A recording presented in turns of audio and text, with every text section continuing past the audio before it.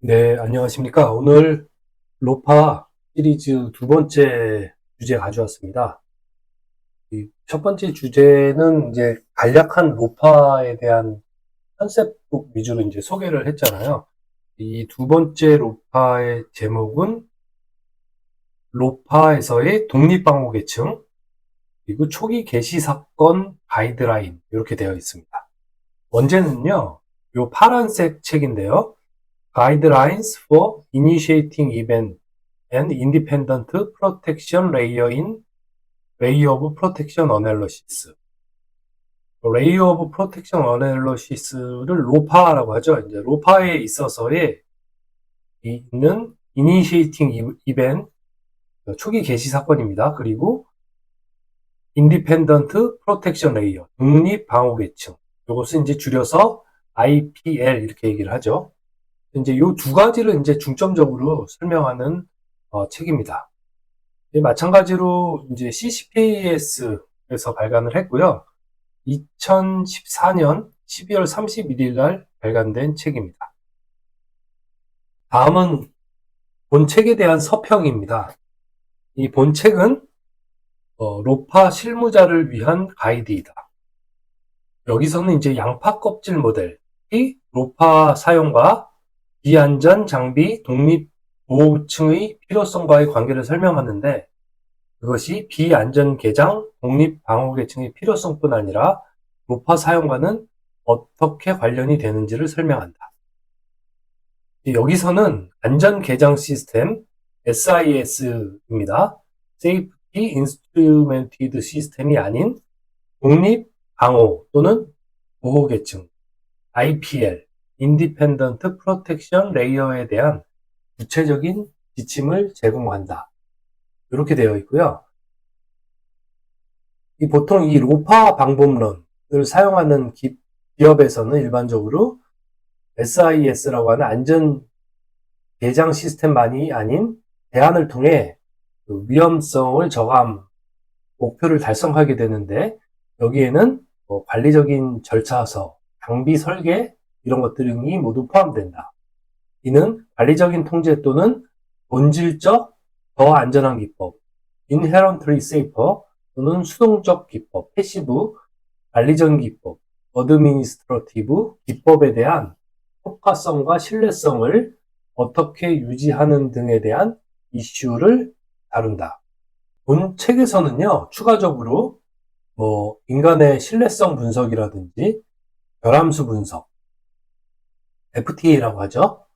또는 본질적인 안전, inherent safety, 감사와 평가, audit and assessment, 또는 유지관리, maintenance, 비상대응, emergency response, 이런 것들이 로파, 그리고 안전개장 시스템, 시스와 어떤 관련이 있는지 설명하고 있습니다. 이 독립방어계층은요, 다음과 같은 범주로 이제 보통 구분이 되는데요. 이렇게 이제 네 가지입니다. 첫 번째, 본질적인 안전입니다. 시나리오를 제거하거나 위험을 근본적으로 줄이는 것이고요. 두 번째는 예방적, 사전적인 범주입니다. 영어로는 이제 프리벤티브, 프로액티브 이렇게 되어 있고요. 유지보수라든지 이런 메인터넌스를 강화해서 초기 이벤트 발생 자체를 방지하는 그런 것들이고요. 세 번째 IPL 범주로는 예방적, 활동적입니다. 이것은 프리벤티브, 액티브로 되어 있고요. 사건이나 이벤트가 발생한 후에 탱크의 고수위 레벨로 넘쳐나는 오버플로우 이런 넘침 사고가 발생하기 전에 인터록이나 이런 것들로 펌프를 차단하는 등 이런 일련의 이벤트 자체를 중지시키는 그런 것으로 볼 수 있고요. 네 번째 범주로는 완화입니다. 그래서 완화는 미터게이션이라고 하는데요. 능동적인 완화, 액티브, 수동적인 완화, 패시브 이런 것들을 예로 들 수 있습니다. 예를 들면 이제 제방이나 이런 데서 번드 이런 데 연소 하한계의 25%라든지 이런 것들이 이제 감지기에서 감지하게 되면 블록 밸브를 닫거나 활성 제방에서 비하수 오염을 방지하는 그런 사고 발생 영향을 최소화하는 기법, 이런 것들로 들 수 있습니다. 다음은 주요 약어에 대해서 정리를 하겠습니다. 앞서서도 말씀드렸지만 다시 한번 보고 넘어가면 로파는 Ray of Protection Analysis의 약자이고요. 방호, 보호, 분석의 계층이라고 하시면 될 것 같습니다. 그리고 이제 IPL은 Independent Protection Layer의 이제 약어입니다. 독립 방호 계층이죠. 그리고 SIS는 안전 개장 시스템입니다. Safety Instrumented System. 그리고 초기 개시 사건은요, Initiating Event라고 해서 IE라고 얘기를 합니다. 그리고 초기 개시 사건의 빈도는요, 뒤에 이제 빈도 프리퀀시만 붙여서 IEF입니다. 그리고 요구에 대한 고장 또는 실패 확률은요, PFD라고 하는데요. Probability of Failure on Demand입니다. 기본 공정 통제 시스템은요, BPCS라고 하죠. 이것은 Basic Protection Control System이라고 할 수 있습니다. 네. 다음은 이제 영어 원문 목차를 좀 말씀드릴 건데요. 원문 목차는 일단 처음에 이제 개요 부분이 있고요. 개요에서는 로파란 무엇인가, 로파의 공통 요소들, 언제 로파를 사용하는지, 그리고 선진화된 로파 기법, 이런 것들에 대해서 설명을 하고 있고요. 그 다음에 이번 챕터는 개요 부분입니다. 그래서 여기 이제 중점적으로 설명할 것이 개시 사건 I죠. Initiating Event, 그리고 독립 방호 계층 Independent Protection Layer에 대해서 개요라든지 그 시나리오를 어떻게 선정하는지 이런 것들을 설명하고 있습니다. 네, 그리고 이제 챕터 3장 부분은요, 그 로파의 핵심 특성을 설명하고 있어요. Core Attributes라고 되어 있는데요. 여기 보시면 일단 독립성, Independence입니다. 그리고 작용성, Functionality 이렇게 되어 있고요. 그 다음에 완전 무결성이나 장비의 건전성을 얘기하는 Integrity, 신뢰성, Reliability. 그리고 이제 어떤 그 IPL, 독립방어계층이라든지 이런 것들이 물리적으로 설치가 돼 있으면 이런 것들이 문제가 없는지에 대한 감사 같은 걸 실시할 수 있어야 되거든요. 그래서 감사 가능성, 원문에는 Auditability로 되어 있고요. 그 특성 나머지는 접근 보안, Access Security하고 변경 관리, Management of Change 이렇게 되어 있습니다. 그래서 3장에서는 핵심 특성을 독립성부터 변경 관리까지 설명을 하고 있습니다. 다음 이제 4장에서는요. 이 초기 개시 사건 IE와 초기 개시 사건의 빈도 IEF라고 말씀드렸잖아요. 거기에 대한 예시를 들고 있습니다. 그런 내용들이고요. 네, 5장에서는요. 독립방호계층 IPL의 예시를 들고 있고요. 그 다음에 수요 고장 확률, 이 IPL 독립방호계층은 이제 항상 완벽하진 않거든요. 그래서 수요 고장 확률의 그 값에 대해서 좀 예시를 들고 있습니다. 그 다음에 6장에서는요, 좀 진보된 로파 기술들에 대해서 소개하는 것으로 해서 내용을 담고 있고요. 그리고 이제 이 어펜딕스 부분은 참고 자료인데요. 주로 예를 들면 어펜딕스 A 부분에서는 인적 오류 고려 사항 등에 대한 내용을 추가로 이렇게 이제 첨부해서 소개시켜 드리고 있습니다. 네, 다음은 이제 그 로파 간략한 소개 이제 다시 한번 드리겠습니다. 로파는 그 위험성 평가 기법의 단순화된 형태 기법이라고 소개를 하고 있는데요. 이는 유해 위험 요소, 해저드, 시나리오에 대한 보호 계층의 적절성을 식별하고 결정하는데 도움이 된다고 되어 있습니다. 이제 아래 보면 이제 그림이 있는데요.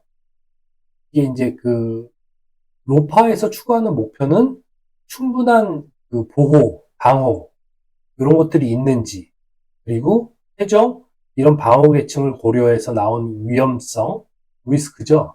그것이 이제 허용할 수 있는 위험인지 이것은 이제 알랍하고도 관련이 있습니다. 거기에 대해서 이제 확인하는 것이라고 볼 수 있는데요. 그래서 이 보호 계층, 프로텍션 레이어라는 용어는 여기 보시면 초기 게시 사건이 이제 공정 쪽에서 발생한다면 이 주황색 부분입니다. 프로세스 위험을 제어하기 위해서 다른 계층과 협력하여 어떤 물리적인 부분이라든지 아니면 관리적인 부분, 절차적인 부분, 이런 부분을 해서 어떻게 제어하고 이런 방어 계층을 쌓아 나가는지 그런 것에 대한 이제 목표로 들 수 있습니다. 그래서 이제 참고로 이 독립 방어 계층 IPL은요, 여기 이제 색깔로 구분된 것들인데요. 초기 그 게시 사건이 이 프로세스 에리아 주황색에서 발생한다면 이것을 양파 껍질처럼 여러 방어 계층을 쌓음으로써 이 초기 게시 사건이 최종 안 좋은 결과 사고로 귀결되지 않도록 하는 것입니다.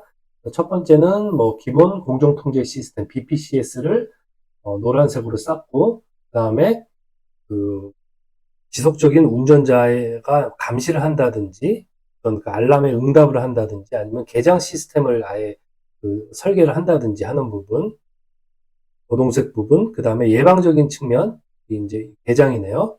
그 다음에 미티거티브는 이제 감수할 수 있는 사고가 났을 때 게시 사건을 감수할 수 있는 어떤 기계적인 장비라든지 개장 시스템, 그리고 연두색 부분에는 물리적인 장벽 같은 겁니다. 방호벽이라든지 아니면 방유턱이라든지 그런 게 될 수 있죠. 그리고 이쪽 보라색 부분에는 리미테이션이라고 해서 화재나 가스 시스템 어떤 허가 설비를 설치한다든지 비상 어디로 처리하는 시스템을 설치한다든지 하는 부분이죠. 최종 이제 분홍색 부분에는 비상 응답 문제가 됐을 때 어떻게 신속하게 훈련했던 것에 따라서 조치하는 건지 이런 것들을 여러 장벽으로 쌓는다 그런 예시를 지금 이 그림에서 보여주고 있습니다. 네, 그래서 이 부분에 나와 있고요. 이제 빨간색 글씨에 보면 초기 게시 사건 바깥으로 싼 방어 계층이 BPCS부터 최종 비상 응답까지 이렇게 되어 참고로 이 BPCS는 기본 공정 통제 또는 제어 시스템인데요. 이 공정이나 운전원으로부터 나온 입력 신호에 대응하는 시스템으로 출력 신호를 발생시켜 공정이 원하는 형태로 운전되도록 하는 것을 얘기하는데요. 여기에는 이제 처음에 설계를 할 때 센서라든지 로직 솔버 또는 최종 요소의 조합으로 이렇게 구성이 되거든요. 그래서 처음에 이제 설계를 할 때 PNID라든지 이런 도면을 보면 알 수 있는데요. 인터록이라든지 아니면 PLC라든지 이런 것들을 구성할 때 공정을 운전 범위 내에서 운전하도록 이렇게 제어하도록 이렇게 처음에 설계하는 것이라고 좀 이해를 하시면 될 거예요. 그래서 어쨌든 이 로파는 여러 개의 층의 방어벽을 쌓는 것, 한마디로 이 IPL을 쌓는 것이라고 좀 이해를 하시면 되고요. 이 초기 주황색 부분의 게시 사건은 여러 가지를 예를 들 수 있습니다. 물질의 누출이라든지 화재라든지 폭발 이런 것들을 이벤트라고 좀 이해하시면 될 것 같습니다. 자, 다음은 로파 진행 프로세스인데요. 일반적으로 이런 순서로 진행이 됩니다. 로파 위험성 평가할 때 여러 시나리오별 결과, 어떤 안 좋은 결과가 되는지 식별하고요. 그리고 사고 시나리오를 선정합니다. 세 번째는 가능한 시나리오에 대한 이 본책에서 강조하고 있는 초기 게시 사건, 초기 게시 사건을 식별하고 거기에 대한 빈도, 초기 게시 사건 빈도를 IEF를 결정하는 것입니다. 다음에는 사건의 빈도를 줄일 수 있는 독립방호계층 IPL을 식별하거나 독립방호계층의 수요 고장 확률 KFD를 추정하는 것입니다. 이런 과정을 통해서 최종 이제 위험성을 도출하게 되고요. 이 도출된 위험성이 해당 기업이나 사업장에서 감내할 수 있는 위험인지 그런 것들 위험성을 평가하는 이런 순으로 진행된다고 이해하시면 될 것 같습니다. 자, 다음은요. 이 초기 게시 사건 IE의 종류 그리고 IEF라고 하죠. 초기 개시 사건의 빈도에 대해서 좀 말씀드리려고 하는데요. 여기 요 그림 한번 보시겠습니까? 여기 이제 가운데 있는 것은 그 잠재적인 바람직하지 못한 어떤 그 결과 사고입니다. 이런 결과 사고들인데 이 초기 개시 사건은요. 여기 그 외부의 어떤 사건에 의해서 통상적으로 발생할 수 있어요. 이 외부의 사건이라고 한다면 어떤 게 있을 수 있을까요? 여기 나와 있는 것들인데, 지진이라든지, 허리케인, 홍수, 항공기 충돌, 인근 플랜트나 시설에서 중대한 재해가 발생해서 이 외부적인 사건에 의해서 본 사업장에 어떤 그 초기 개시 사건이 발발할 수 있고요. 또는 두 번째 이 equipment failure라고 되어 있는 것은 장치의 실패나 고장에 의한 것입니다. 예를 들면 컨트롤 시스템의 오류라든지 기계적인 요인 아니면 부식이라든지 바이브레이션, 진동이라든지 이런 것들도 초기 개시 사건 유발 요인입니다. 세 번째는요. human failure라고 되어 있는데 이건 어떤 거죠? 예, 인적인 요인이거든요. 운전자가 에러를 발생했다든지 유지보수할 때 에러 또는 주요 응답에 대해서 잘못 대처하는 에러 이런 것들이 초기에 발생할 수 있는 개시 사건이라고 이해하실 수 있습니다. 그래서 이제 초기 개시 사건의 종류를 보시면 여기 요거는 이제 미국 화학공학회 CCPS에 있는 내용들을 발췌한 것인데요. 지상 배관에서의 누출, 배관의 파손 이런 것들 들 수 있겠죠. 또는 상압 탱크나 이런 탱크들이 치명적인 고장이 발생한다든지 누출이 발생한다든지 그런 거. 그리고 초기에 설계되었던 그 기본 공정 통제 시스템 BPCS 제어 루프가 오류가 발생한다. 펌프 실의 실패나 오류 그런 것들. 그리고 호수가 고장나서 누출이나 파열이 발생한다든지 그런 것만 있는 것이 아니고 또 이제 개시 사건에는 아까 인적인 오류들도 있어요. 작업 중에 발생하는 인적 오류라든지 아니면 메인터넌스, 유지 보수 중에 발생하는 오류, 그리고 어떤 설비적인 오류도 있을 수 있죠. 스프링식 안전 밸브, 릴리프 밸브가 원하는 세팅치보다 너무 빨리 조기에 개방된다든지 이런 것들 모두가 초기 개시 사건의 예시로 볼 수 있습니다. 다음은 그 초기 개시 사건 발생 빈도, 요게 이제 IEF였잖아요. 요거의 초기 발생 빈도, IEF의 확률을 알기 위해서는 여러 가지 이제 표나 문헌들을 참조할 수 있는데요. 보통 여기 나와 있는 것이 초기 사건 빈도들이 1년에 연간 0.1회, 연간 0.01회, 이런 식으로 되어 있는데, 가장 많은 초기 사건 빈도는 주로 1년에 0.1번.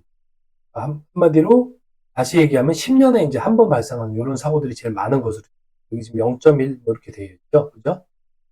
그리고 적은 빈도로 예시로 나와 있는 것은 압력 용기의 재난적인 갑자기 물리적인 파열이나 이런 것들이 발생하는 것은 100만 년 만에 한 번, 10의 마이너스 6승 연간 이렇게 되어 있습니다. 확률은. 그래서 이것은 주로 문헌에서 제공하는 IEE라든지 오레다라든지 그런 데서 보장 데이터 소스 여기에 대한 자료를 좀 참고를 하시면 될 것 같아요. 좀 어렵게 느껴지실 수도 있지만 한번 예시를 본다면 BPCS 컨트롤 루프를 처음에 구성했다. 근데 초기 사건 개시 빈도 보장 확률이라고 볼 수 있겠죠? 초기 사건 개시 빈도는 1년에 0.1번이었다. 그 다음에 안전 통제나 알람, 인터럭이 설계는 되는데 오작동되는 확률은 1년에 한 번이나 0.1번꼴로 발생한다. 휴먼 에러는 작업 수행 중 발생하는 게 1년에 한 번이다. 이런 식으로 좀 이해를 하시면 됩니다. 나머지 압력 조종기의 고장, 스크류 컨베이어 고장 이것도 이제 연간 0.1회 정도 이런 식으로 되어 있고요. 그 다음에 펌프 실의 누설 같은 경우는 1년에 한 번 좀 자주 발생하네요. 이런 식으로 이 안에 있는 내용들을 한번 보시면 될 것 같고요.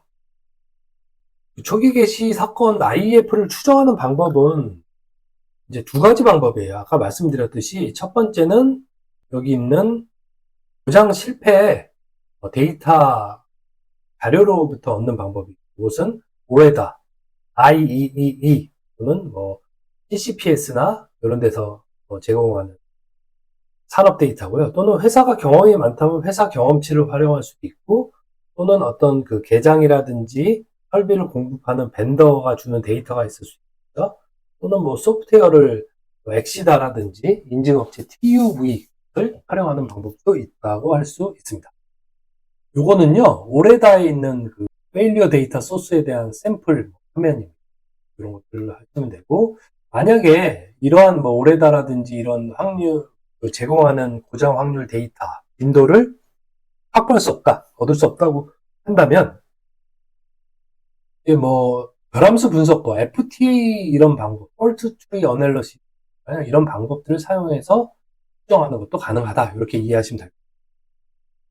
그래서 IEF를 추정하는 것을 좀 예시로 들어본다면, 만약에 항공장에 내년에 그 안전변 타핑 테스트라든지 할 거 아니에요. 그것이 157개 건을 테스트하는 대상이 있다. 그런데 그 지난 5년 동안 한 3개의 밸브가 이런 그 릴리프 밸브 파핑 테스트에서 페일리어 통과하지 못했다. 문제가 있는 것으로 발생했을 때 이 릴리프 밸브의 고장률은 얼마일까? 기억하실 필요는 없고요. 이벤트가 발생되는 빈도는 그 가동 시간을 분모로 놓고 가동 시간분의 작동 시간 이렇게 돼 있어요. 릴리프 밸브 실패율은 그 밸브가 157개였잖아요. 곱하기 5년 분모로 두고 실패한 것은 그 기능 테스트 실패건이 분자의 3번이니까 이렇게 나눠서 밸브가 연간 0.0038개의 고장 빈도를 가지고 있다. 이렇게 구하는 방법이 있다. 이 정도만 한번 이해를 해보시면 될 것 같습니다. 그래서 다음 이제 본책에서 얘기를 하고 있는 독립방호계층에 대해서 좀 설명을 해볼게요. 독립방호계층은 그 한마디로 여러 가지 초기 개시 사건 바깥에 이렇게 양파처럼 계층을 쌓는 거였잖아요. 그래서 초기 개시 사건의 빈도 확률을 줄일 수 있는 장치다라고 정의할 수 있고요. 많이 쌓으면 쌓을수록 초기 개시 사건 IEF의 빈도를 줄일 수 있겠지만, 이 독립방호계층은 항상 완전 무결한 것은 아니에요. 신뢰성이 100%는 아니거든요. 기능을 다하지 못할 수 있어요. 그래서 수요 고장 확률 PFD를 PFD는 이제 Probability on Failure on Demand, 수요 고장, 한마디로 고장률을 고려하여야 된다. 독립방호계층은 항상 완전 무결하지 않다. 이런 것을 좀 먼저 이해를 하셔야 되고요. 다음은 IPL에 대한 예시입니다. 여러 가지가 있을 수 있지만, 여기 보면 자동 폭발 억제 시스템, 화재 진압 시스템, 소화 설비나 그런 것도 될 수 있고요. 안전 밸브, 체크 밸브 이런 것들 될 수 있고, 직접 노출이 되지 말라고 탱크 바깥에 제방이나 이 다이크, 방유턱 이런 것들 쌀 수 있겠죠. 그런 것들도 IPL로 볼 수 있고요. 그리고 안전제어, 경보, 인터럽 이런 것들을 걸어 놓는다든지 SCAI라고 표현을 하고요. 네, 다음은 공정 장비에 폭발을 방지하는 패널이라든지 나중에 개인 보호구, 퍼스널 프로텍티브 이퀴먼트라든지 이런 것들도 IPL로 볼 수 있고요. 럽처 디스크, 인터럭 시스템 이런 아주 광범위한 모든 것들, 인적인 부분까지 해서 모두 다 IPL로 볼 수 있다. 이렇게 좀 이해를 해주시면 될 것 같습니다. 자, 다음은 그 책에 나와 있는 이 IPL 예시를 한번 볼게요. 이건 CCPS 책 138페이지에 나와 있는데, 이제 방유턱, 또는 번드, 이렇게 되어 있는데, 요거, 방유턱에 대한 예시 한번 좀, 여기 보시면, 독립방호계층은 다이크 등, 그 다음에 다이크가 제 기능을 발휘하지 못할 그런 확률은 PFD죠. 0.01 되어 있고요. 이 IPL에 대한 일반 PFD 사용에 대한 특별 고려사항들을 일단 언급을 하고 있습니다. 한마디로 이 고려사항은 다이크가 설치됐다 한다면 정기적으로 밸브라든지 다이크의 성능에 대한 유지보수를 실시하는 것을 전제로 한다. 그렇게 이해를 하시면 되고요. 검증 방법은 고학적인 방법이나 유관 검사라든지 여러 가지 이제 그 방유턱, 그 밸브라든지 이런 것들의 신뢰성 관리 프로그램 것들을 사용할 수 있겠죠. 그런 내용들이고, 여기 보시면 여기 보이시는 게 바로 이 콘크리트로 되어 있는 거예요. 요게 이제 다이크입니다. 탱크에서 이제 유출되었을 때 밖으로 이제 연소 확대되지 말라고 하는 조치이죠. 다음은요, 독립방어 계층을 이제 세 가지로 좀 구분을 할 수 있어요. 첫 번째는 액티브적인 독립방어 계층, 다음은 패시브적인 IPL, 그다음에 인적인 IPL, 이렇게 세 가지로 좀 구분을 해보시는 게 좋은데요. 첫 번째는 그 패시브적인 것입니다. 이것은 좀 건축적인 요소로 되어 있는 독립방어 계층인데 신뢰성은 가장 높다고 볼 수 있습니다. 예를 들면 뭐 아까 방유턱이라든지 다이크, 그다음에 뭐 지하에 뭐 배수 시스템, 그다음에 뭐 벤트, 바깥에 이제 안에 있는 과압을 빼는 시스템, 내화 처리, 뭐 이런 것들, 본질적인 안전한 설계, 그다음에 화염 방지기, 폭행 같은 것을 방지할 수 있는 이런 것들 모두 다 뭐다? 패시브 IPL이라고 볼 수 있고요. 여기 보시면 이 문헌에서 통상적으로 아까 말씀드렸죠. 이 IPL은 완벽하지 못하다고. 그래서 뭘 둔다고 했죠? 고장 확률을 고려해야 된다고 했는데 문헌에서는 10의 마이너스 2승에서 10의 마이너스 3승 관련 그 아까 오레다라든지 책에서는 중간값인 10의 마이너스 2승 이런 것들이 이제 나중에 IPL에다가 이 고장 확률도 다 곱해야지 이제 나오거든요. 그래서 그런 것들을 문헌에서 이렇게 그 수요 고장 확률 PFD를 제시를 하고 있어요. 오픈 벤트는 10의 마이너스 2승 고장 확률이, 그다음에 내화 처리도 똑같고 블래스트워 여기 그 이제 방어벽이나 이런 것들은 고장 확률이 좀 적네요. 10의 마이너스 3승 이런 식으로 되어 있습니다. 그래서 그 건축적인 것은 신뢰성이 좀 높은 그런 IPL이라고 말씀드렸고요. 두 번째 IPL은요, 그 액티브적인 요소예요. 이 액티브 IPL이라고 되어 있는데 예로는 안전밸브, 파열판, BPCS, 기본 공정 통제 시스템이었죠. 그 다음에 SIS, 안전개장, 기능이나 시스템, 주로 인터록 이런 거예요. 인터록이라고 한다면 어떤 세팅치, 안전 범위에 대한 세팅치를 주고 세팅치를 초과하거나 벗어났을 때 아예 공급이라든지 이런 것들을 되지 않게 차단하도록 아예 그냥 그렇게 프로그램을 설계해 놓는 거죠. 그 다음에 실 부분이 나오는데요. 실 레벨 1, 2, 3가 있어요. 그래서 요거는 실은 Safety Integrity 레벨이라고 해서 안전 무결성 수준인데요. 이게 개장이나 이런 시스템이 들어올 때 원자력 공장이나 이런 것들은 어떤 그 사고나 고장 확률에 대해서 어떤 사전에 신뢰성이 필요하거든요. 그래서 고장이 얼마나 그 신뢰성이 얼마나 되는지 사고 확률이 적은 것이 있고 많은 게 있을 거 아니에요. 실 레벨이 높은 것이 있고 실 레벨이 낮은 것이 있거든요. 그래서 이것은 한마디로 그 사고 고장 확률에 대한 것이 얼마나 되는지에 대해서 이제 그 등급을 구분해 놓은 것이다. 이 정도 이해하시면 될 것 같습니다. 네, 그래서 그 액티브 IPL, 독립방어계층 설명드렸었습니다. 요약하면 액티브 IPL의 경우에는 주로 설비, 개장적인 것을 포함해서 그 패시브가 가장 이상적이지만 그 다음에 대안으로 고려되는 것. 예로는 안전변이라든지 하열판이라든지 BPCS, 기본 공정 통제 시스템 등을 예로 들었습니다. 이 마지막으로는요, 독립방어계층도 그 인적인 조작에 의한 것도 독립방어계층으로 보입니다. 그래서 이 예를 잠깐 보면은 그 응답 시간 10분 내에 어떤 그 인간이 어떤 알람이나 이런 걸 듣고서 조작을 한다. 그런 것도 IPL로 볼 수 있어요. 독립방어계층. 단 이것도 이제 수요 고장 확률이 있는데요. 10의 마이너스 1승 이 정도 보고 있고요. 그리고 또 인간이 어떤 그 기본 공정 통제 시스템 BPCS에 대해서 응답을 한다든지 아니면 40분 내에 인적인 조치를 취한다든지 그런 것들도 PFD 확률이 10의 마이너스 1승. 아까 그 10분 내에 조작 인간이 조치하는 것도 있겠지만 40분 내에 조치하는 것은 실패 확률이 좀 적겠죠. 그래서 그 부분은 10의 마이너스 2승까지 이런 식으로 인적인 요소들도 그 독립방어계층의 구성 요소의 하나다. 하지만 이 인적인 요소의 독립방어계층 역시 수요 고장 확률을 문헌상에 있는 것을 고려하여야 된다. 이 정도로 해서 세 가지 말씀드렸습니다. 패시브적인 독립방어계층, 액티브적인 독립방어계층, 그리고 인적인 요소의 독립방어계층, 이렇게 세 가지 이렇게 설명드렸습니다.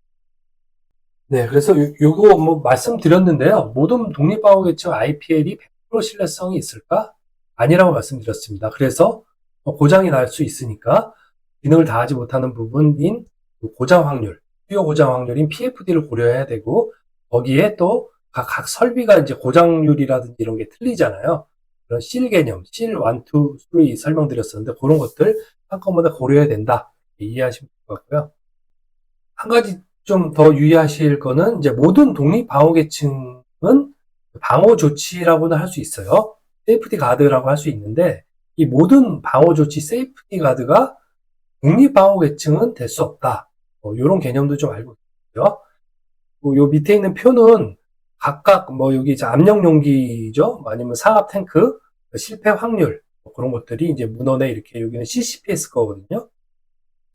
잘 경험치가 나와 있다, 이렇게 이해하시면 될 것 같습니다. 네, 여기도 이제 다른 문헌에도 나와 있죠. PSV 그 공정안전면이죠. 공정안전 밸브가 100분의 1 확률로 고장이 난다. 그리고 화염방지기는 10번에 한 번은 고장이 나더라. 그것은 이제 C하고도 관련이 있다고 말씀드렸고요.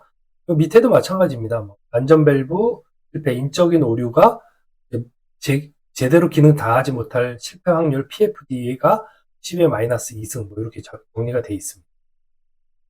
예, 다음은 이제 독립방어계층 IPL의 특성들인데요. 아까 이제 설명드린 내용입니다. 특이성, 독립성, 신뢰성, 감사 가능성, 이런 것들을 가지고 있다고 보셔야 되는데요. 독립성은 말 그대로 이 IPL이 프로텍션 레이어가 인디펜던트하다, 독립적이라는 얘기잖아요. 그런 것들 당연히 갖춰야 되는 거고, 신뢰성 있어야 되겠죠. 그리고 이 보호 기능 등이 정기적인 검증을 통해서 이렇게 제 기능을 다하는지 검증이 용이하도록 방어계층이 그런 특성을 갖고 설계되어야 된다. 이런 것들 아까 6가지 설명드렸습니다. 그거 한번 참고해 보시고요. 다음은 이제 활성화 조건, enabling condition 이 부분하고요. 그 조건적 변경자, conditional modifier 이 두 가지를 설명드리려고 하는데요. 이 부분에 대한 자세한 부분은 CCPS 지금 로파 시리즈 지금 2번째 과정인데 3번째 마지막 과정에서 좀 자세히 설명드릴 겁니다. 간단히만 좀 설명드리면요. 이 활성화 조건은 이 시나리오 초기 개시 사건 발생되고 나서 최종 안 좋은 결과로 전파되기 위해서 어떤 활성화되거나 이제 존재하거나 이런 부가적인 그런 조건들이에요. 예를 들면 어떤 탱크가 고수위 넘쳐 흐르는 오버플로우, 넘쳐 흐르는 거에 대한 어떤 통제 루프가 있었다고 한번 생각을 해볼게요. 근데 그 계장이 고장 나서 펌프 안에 있는 내용물이 바깥으로 넘쳐 흘렀다. 이것은 이제 개시 사건이라고 예시를 든다면, 그것을 촉발하는 것은 레벨 컨트롤 밸브가 잠겨 있었는지 아니면 열려 있었는지 하고도 연관이 있거든요. 그래서 이 레벨 컨트롤 밸브가 제대로 이제 열려 있었으면 문제가 없었는데 이거마저 잠겨져 있었다. 그래서 이 초기 개시 사건, IE였죠. IE를 더 활성화하고 촉발시켰다. 그런 인저로 작용하는 것들이 존재한다면 그것이 바로 이 활성화 조건이라고 할 수 있습니다. 네, 다음은 조건부 변경자, conditional modifier인데요. 이 부분은요, 시나리오 자체와는 얽혀져 있지 않는 확률적인 조건이에요. 근데 이게 사고가 진행되고 난 이후에 관련된 확률적인 부분인데요. 어떤 거냐면요. 일단 초기 개시 사건이 발생했어요. 근데 그 이후에 어떤 잠재적인 점화원이라든지 이런 것들, 자연 발화 온도가 낮았다든지, 가능성이 되게 높았다든지, 이런 것들은 이제 점화 확률도 좀 변경 요인이 될 수 있고요. 또는 이 개시 사건이 발생했는데 거기에 어떤 인구가 되게 많이 분포했어요. 개시 사건이 있는 부분. 이런 것들은 나중에 사고 피해, 인적 피해를 더 확대시킬 수 있잖아요. 그런 것들, 중대재해의 심도를 높일 수 있는 확률이라든지, 말씀드렸듯이 영향을 입을 수 있는 지역 내에 있었던 인구 분포 확률, 이런 것들은 조건부 변경자다. 이 정도만 기억해 두시면 될 것 같습니다. 네, 다음은 이 로파 워크시트 책에 있는 거 잠깐 설명드릴게요. 네, 영문으로 돼서 조금 헷갈리실 수도 있는데, 되게 쉽게 간단히 중요한 부분만 설명드리면, 로파 워크시트 예시라고 되어 있어요. 여기서 이제 시나리오를 보면, 그 냉각수 실패가 어떤 폭주 반응을 야기했다고 돼 있어요. 반응기에 어떤 과압이라든지, 누설이라든지, 파열이라든지, 어떤 장애라든지, 이런 것들을 발생한 것이거든요. 그래서 여기 보시면, 그 사고에 대한 개요나 그 사고의 영향에 대한 그 카테고리를 분류해 놨고요. 여기 카테고리 5라고 되어 있어요. 그 다음에 이러한 위험성이 감내할 수준이 목표치가 10의 마이너스 4승인지 6승인지 나와 있고요. 그 다음에 이 중간 부분은 위에서부터 아래 순서로 좀 볼게요. 후기 개시 사건은 냉각수가 제 기능을 발휘하지 못하는 손실이었어요. 다음 활성화 조건이 있을 수도 있고 없을 수도 있는데 이네이블링 컨디션이 폭주 반응이 냉각 손실을 발생시킬 수 있는 그런 활성화 조건 들고 있고요. 세 번째로는 조건적인 변경자, 점화 확률 이런 것들 순서로 들고 있고, 밑으로 내려가게 되면 다음으로 이제 독립방어 계층인데요. 독립방어 계층은 종류가 여러 가지인데 여기서는 기본 공정통제 시스템 BPCS 알람, 그 다음에 인적인 행동, 인간의 행동에 옮기는 거 방어 계층이고요. 근데 이게 완벽하지 못하기 때문에 고정 확률 PFD가 있다고 했거든요. 10-1승. 안전변, 독립방어 계층이죠. 그죠? 근데 얘도 고정 확률 PFD가 10-3승, 그다음 독립방어 계층 SIF, 안전 개장 기능 있는데 이것도 PFD 고려해야 되고요. 그다음에 보호 조치. 이것은 이제 IPL은 아닌 것 같아요. 그래서 수치는 관련이 없고. 그래서 여기 있는 것들 PFD를 모두 곱하게 되면 토탈 PFD라고 돼 있죠. 곱하게 되면 10-5승. 그런데 이제 IPL에 대한 그 어떤 그 후기 개시 사건에 대한 빈도 있었죠. 그게 아까 올해다라든지 IEE라든지 문헌에서 5 곱하기 10-7승이었거든요. 그래서 이거 나중에는 전부 곱하게 돼 있어요. 전부 다. 이게 한번 설명을 드릴게요. 그런 순서로 수치를 구한다 정도 한번 표에서 이해하시면 될 것 같습니다. 네, 다음은 요 로파 시나리오 요 계산하는 요 순서를 좀 말씀드릴게요. 여기 보시면 그 왼쪽부터 오른쪽 순서로 처음에 이제 개시 사건입니다. 이니시에이션은 후기 개시 사건이 있을 테고요. 두 번째는 이제 그 중간 사건이라고 할 수 있는데요. 그 전파되는 부분이 있겠죠. 프로퍼게이션 중간 사건. 그리고 제일 오른쪽 마지막이 원치 않은 이제 결과 사건으로 볼 수 있습니다. 그래서 초기 사건에는요, 보면은 뭐 장비의 실패 고장이라든지 인적인 오류 또는 뭐 외부에서 어떤 사건이 있었다든지 그런 부분이 개시 사건이고요. 중간에 이런 것을 촉진한 것들은 여러 가지가 있을 수 있지만 아까 잠깐 그 초기 개시 사건이 있고 나서 이것을 더 이 사건이 가능하도록 하는 거, 그 이네이블링 컨디션이라고 말씀드렸잖아요. 그런 것들과 연관되어 있는 것이 중간 전파하는 사건인 전파 사건이라고 볼 수 있습니다. 그리고 마지막 부분은 최종 어떤 좋지 않은 결과를 가져오는 부분이겠죠. 인적이거나 재물이거나 공정, 환경적인 요인이 될 수 있죠. 그래서 요것을 한번 보실게요. 이게 이제 그 사건수 분석 기법처럼 이벤트 트리 어널리시스처럼 왼쪽에 뭐 초기 사건, 중간 사건, 활성화 사건, 조건, 그 다음에 뭐 조건적 변경자 이런 것들이 가로 방향으로 진행함으로써 최종 원치 않는 결과를 초래한다고 말씀드렸는데 이것을 막을 수 있는 것이 뭐죠? 예, 독립방어 계층입니다. 이 IPL인데요. 이것을 많이 쌓으면 쌓을수록 이제 이 최종 결과로 이어질 확률은 줄어든다고 말씀드렸고, 이 IPL이 독립적이지만 완벽하진 않다, 신뢰성이. 그래서 고장 확률을 고려해야 되는데 그것이 바로 PFD였죠. 수요 고장 확률. 그렇게 좀 이해를 하시면 될 것 같고요. 다음은 로파 수치 값 계산 순서 좀 말씀드릴게요. 여기 보시면 항상 이제 다음 순서로 이루어집니다. 시나리오 시작 이벤트를 식별하고 해당 이벤트의 빈도, IEF라고 했죠. 그런 것들을 결정하고요. 그 다음에 독립방어계층이 될 수 있는 것들을 식별하고요. 이 IPL도 완전 무결하지 못하니까 수요 고장 확률인 PFD를 추정하고요. 그리고 시나리오에 대한 빈도를 계산하는 그런 순으로 진행이 되는데요. 시나리오 빈도 계산은요, 이제 수학적으로 초기 개시 사건 빈도와 독립방어계층 수요 실패 확률을 조합해서 시나리오 결과를 추정하게 되는데요. 대부분 초기 개시 사건이 발생할 수 있는 빈도 IEF였잖아요. 곱하기 독립방어계층의 수요 실패 확률 PFD를 곱합니다. 만약에 독립방어계층이 여러 개여서 수요 실패 확률도 여러 개라면 여기 이제 이게 시그마거든요. 수요 고장 확률 여러 개를 전부 다 곱하는 것입니다. 처음에는 초기 개시 사건에 대한 빈도 F, 그 다음에 첫 번째 수요 고장 확률 1, 2, 3, 4 여러 개 있으면 전부 다 이렇게 곱으로 이루어졌다. 이해를 하시면 될 것 같고요. 그래서 한번 예시를 들어볼게요. 뭐 그렇게 어려울 건 없어요. IEF라든지 초기 개시 사건 빈도는 문헌에서 제공한다고 했잖아요. PFD도 마찬가지입니다. 수요 고장 확률도 제공하거든요. 만약에 어떤 초기 개시 사건이 있었어요.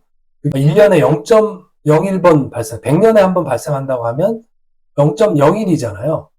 그런데 이제 이것을 막기 위한 독립방어계층이 존재했는데, 독립방어계층이 2개였어요. 근데 이것도 완전 무결하지 못해서 고장 확률이 0.01이라고 한다면, 처음에 초기 개시 사건 0.01이었죠. 100년에 한 번. IEF가 0.01. 첫 번째 PFD가 고장 확률 0.01. 두 번째 PFD도 0.01. 모두 다 곱한 이 결과 값이 이 사건 결과 시나리오에 대한 확률이라고 이해를 하시면 될 것 같아요. 그리고 중간에 적용 가능할 수도 있고 없을 수도 있지만 활성화 조건 요인 enabling 컨디션과 조건부 변경자 conditional modifier도 고려하여야 된다 이해하시면 될 것 같습니다. 만약에 요게 뭐 활성화 조건하고 조건부 변경자가 적용 가능할 것이 있었다 하면 기존에는 이렇게만 곱했어요. 시나리오에 대한 빈도는 초기 개시 사건 빈도 곱하기 수요 고장 확률 있는 대로 다 곱하면 돼요. 여기까지였는데요. 여기에 요 뒤에 보면 P-ignition 발화에 대한 확률 또는 사람이 거기에 얼마나 존재했는지에 대한 확률도 있다면 이런 것들이 조건부 변경제에 대한 요인들이 있었다면 모두 어떻게 한다? 모두 다 곱해버린다. 그렇게 이해하시면 될 것 같아요. 그래서 이제 궁극적으로 저희가 이제 위험성 평가 기법 중에 하나잖아요. 로파는. 위험성은 리스크인데 리스크는 사고 발생의 빈도 곱하기 사고 발생의 심도 또는 결과라고 했잖아요. 심도의 곱시니까 지금 여기 로파에서 구한 것은 주로 여기 빈도에 대한 것이에요. 프리퀀시에 대한 거. 여기 구해졌으면 최종 이 리스크를 구하기 위해서는 뭐도 필요하죠? 맞습니다. 이 사고 발생의 심도가 필요해요. 그래서 거기에 인구가 얼마나 있었는지, 사상자가 얼마나 되는지, 아니면 거기에 뭐 어떤 재물이나 이런 뭐 건물이라든지 구축물이라든지 이런 것들 감당하는 게 얼마나 있었는지, 환경적인 것은 얼마나 거기에 심도의 영향 범위 안에 놓여 있었는지, 또는 뭐 경제적인 손실이 없었는지 이런 것까지 곱하게 되면 최종 뭐가 나온다? 요 리스크를 구할 수 있는 것입니다. 네, 이렇게 해서 로파 두 번째 책, 주로 이제 이니시에이팅 이벤트, 초기 개시 사건하고 독립방어계층, IPL, 인디펜던트 프로텍션 레이어에 대한 요 파란색 책 말씀드렸고요. 앞서 로파 1 시간에는 로파에 대한 간략한 컨셉북이었죠. 요 보라색 책 설명드렸었습니다. 마지막 시간에는 그 enabling condition, 활성화 조건하고요. 조건적 변경자, conditional modifier에 대해서 간략히 나머지 설명, 로파 수리 시간에 설명드릴 예정입니다. 네, 오늘 이 책, 로파에 있어서의 독립방어 계층 IPL과 초기 개시 사건 IE 가이드라인, CCPS 책 소개해드렸고요. 이 CCPS 책과 공학책, 양질의 요 내용의 컨텐츠로 좀 소개시켜드릴 수 있도록, 청취자분들의 많은 구독과 좋아요, 응원 좀 부탁드리겠습니다. 네, 오늘도 끝까지 시청해주셔서 감사합니다.